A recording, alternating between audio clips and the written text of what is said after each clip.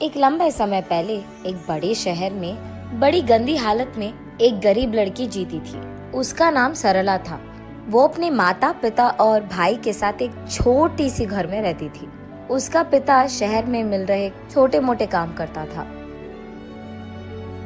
और इतना ही नहीं, सारा दिन मेहनत करके कमाए हुए पैसों में से आधे पैसे वो दारू में लगा देता था। इसीलिए उनकी घर की हालत दिन ब दिन बिगड़ती गई। ना उनको हर रोज खाने के लिए खाना था, ना पहनने के लिए कपड़े थे। सरला का भाई भी हमेशा भूख की वजह से रोते रहता था और उसकी माँ की तबीयत हमेशा खराब थी। इसीलिए सरला उसके भाई का ध्यान रखती थी। सारे घर का काम भी वही करती थी। जितना था उतने में ही खाना पकाकर अपने भाई को देती थी और अपने माँ को भी खिला देती थी।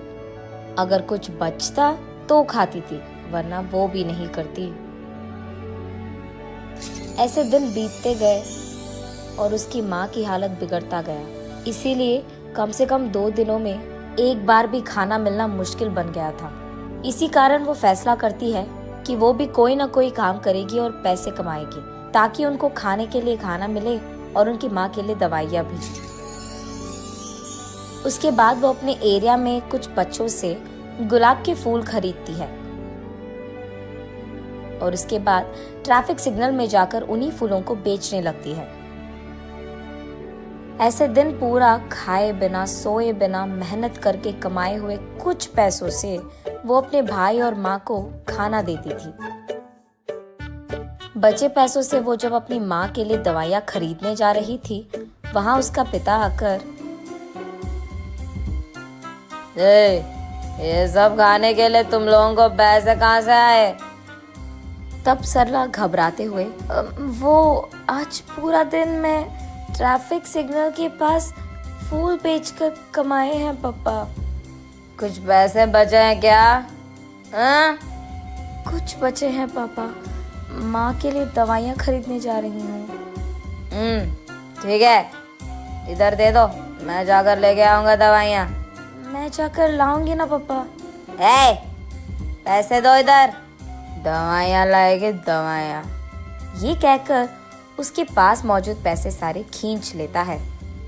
सरला रोते रोते ऐसे ही सो जाती है। अगले दिन कुछ खिलौने लेकर उसी ट्रैफिक सिग्नल के पास उन्हें बेचने जाती है सरला। आज कुछ भी करके माँ के लिए दवाइयाँ लेके ही जाना होगा। पापा को तो 1 भी रुपए नहीं मिलना चाहिए, ये फैसला करती है। उस ट्रैफिक सिग्नल में रुके हर कार के पास जाकर ऐसे ही पूछती है, खिलौने चाहिए क्या भैया? दीदी खिलौने हैं दीदी। सर 1 ले लो सर। मैडम 1 खिलौना ले लो मैडम। सर 1 खिलौना खरीदो सर। दीदी 1 खिलौना दीदी। ऐसे वहां आते जाते सब लोगों से वो विनती करती है, लेकिन 2 पैर होने के बावजूद एक भी खिलौना कोई भी नहीं खरीदता है और उसे 1 फूटी कौड़ी भी नहीं मिलती है। इसलिए सरला बहुत निराश होती है और क्योंकि वो सुबह से कुछ नहीं खाई है, उसे बहुत थकान सा होता है। लेकिन फिर भी जैसे ही ट्रैफिक सिग्नल के पास गाड़ियां रुकते हैं, वो भागते हुए फिर से बेचने की कोशिश करती है। लेकिन इतने में वो एक कार के सामने थकान के चक्कर आकर गिर जाती है। जब आंखें खोलकर देखती है तो सरला एक बड़ी सी घर में और बड़े से बेड पर सोती रहती है और वहां मौजूद 2 आदमी, मेरा नाम सुरेश है बेटी और ये मेरी बीवी है सुमति। तुम चक्कर आकर गिर गई थी, इसलिए हम तुम्हें घर ले आए, तुम फिक्र मत करो, ऐसे कहते हैं। तुम्हारी नाम क्या है बेटी? मेरा नाम सरला है, मुझे घर जाना है। तुम कहाँ रहती हो बेटी? हम यही सिग्नल के पास मौजूद बस्ती में रहते हैं। हम तुम्हें खूब पढ़ाएंगे, तुम हमारे साथ रह जाओगी क्या? नहीं, मुझे घर जाना है, मेरा भाई छोटा है और माँ का तबीयत भी खराब है। आज मैंने 1 भी खिलौना नहीं बेचा है, कुछ भी करके आज माँ के लिए दवाइयाँ लेके जाना ही होगा। मैं घर चली जाऊंगी।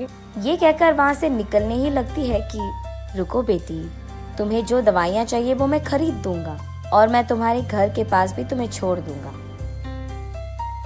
ये कहकर सरला को कार में बिठाकर कुछ दवाइयाँ और खाना खरीदकर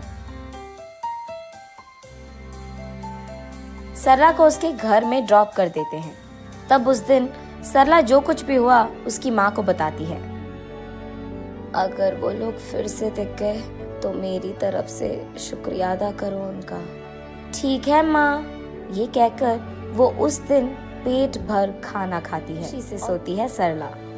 अगले दिन सुरेश और सुमति सरला के घर आकर सरला के माँ के साथ ऐसे कहते हैं, हमारी भी सरला जैसी ही एक बेटी थी, तबीयत खराब होने के कारण वो गुजर गई। अगर आपको ऐतराज ना हो तो आपकी बेटी को हम अपना लेंगे।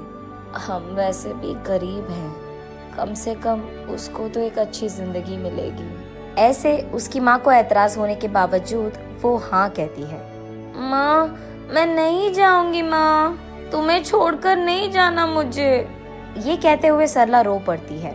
तब सरला को वो लोग समझकर ऐसे कहते हैं, तुम्हारा सारा परिवार हमारे साथ रह सकता है। हमारे तो रिश्तेदार भी नहीं है और औलाद भी नहीं है। हमारे पास बहुत सारे पैसे हैं और तुम सबका देखभाल हम कर सकते हैं। सरला की माँ को ये बात मंजूर होती है। तब सुरेश और सुमति सरला के साथ उसकी सारी परिवार को उनके घर ले जाते हैं। अगले ही दिन से सरला एक बड़ी पाठशाला में पढ़ने के लिए जाती है और सरला के भाई को खेलने के लिए बहुत सारे खिलौना खरीद कर देते हैं। सरला की माँ को भी एक अच्छी अस्पताल में इलाज करवाते हैं और सरला के पिता को काम करने के लिए एक अच्छी नौकरी देते हैं। ऐसे उस गरीब लड़की सरला को सुरेश और सुमति के कारण एक अच्छा जिंदगी मिलता है और उसके साथ साथ उसके परिवार को भी।